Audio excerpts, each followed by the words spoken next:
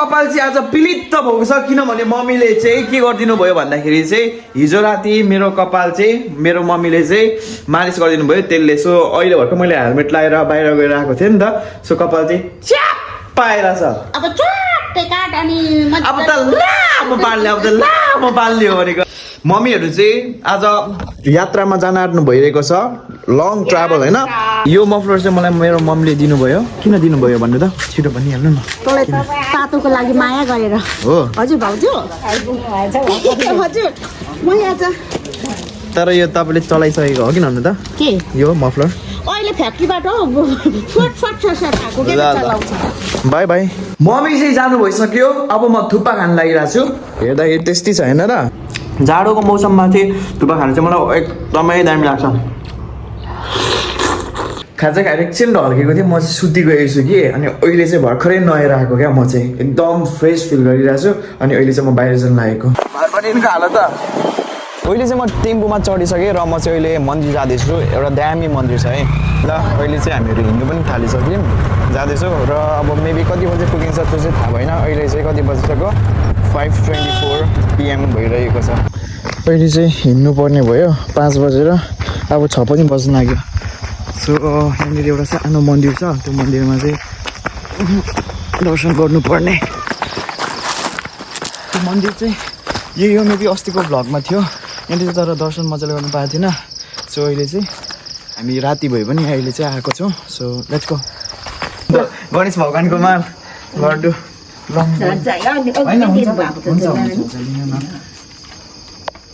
धन्यवाद तपाईँ लिदिनुभयो गणेश भगवान्ले पनि ढोक्नु पर्यो यसरी भगवानले कल्याण गरिराखो हवस् हुन्छ आशीर्वाद दिनुहोस् होइन धन्यवाद अहिले हामी लाग्छौँ न बजु अरू बेला आउँछौँ नि आज त चाबी पनि तल्लो घरमा छोडिराखे लिएर गएछ नि यहीँ राखेको थियो क्या ए हुन्छ लिएर गएछ हुन्छ बजु लागेको बजु ओके मन्दिर पनि उज्यालो हामी गएको अघि अँध्यारो थियो होइन लाइट्सहरू बालेर उज्यालो भएको छ देखेको छ कि छैन है सो एकदमै मन शान्ति अनि अर्को कुरा भनेको चाहिँ अब घर जानु पो लेट हुन्छ त मेबी अहिले ठ्याक्कै 6:05 गयो अहिले भर्खर हामी चाहिँ धरान आएको हातैभरि खुन लाग्यो क्या यहाँ स्टिल खुन आउँदैछ हेर पुस्दा हेर न फाइनली म चाहिँ घर आइसकेको छु मम्मी कहाँ छ मम्मी कहाँ छ कछुवा छ प्रमिस त्यो भोकाले म काटिसक्यो मासुहरू तिरेर गर्दा मजाले धुएर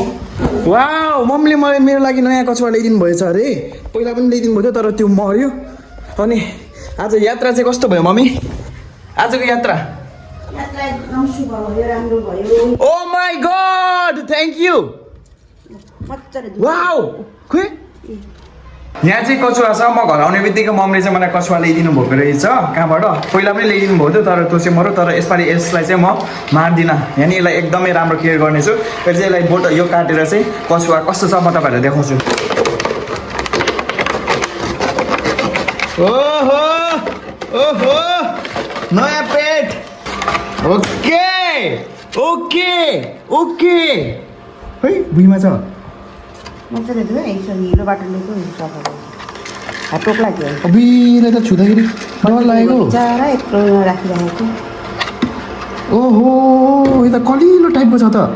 भर्खर पढ्ने बच्चा छ नि त मजाले धुयो अनि त्यसपछि एउटा आरीमा राखान्छ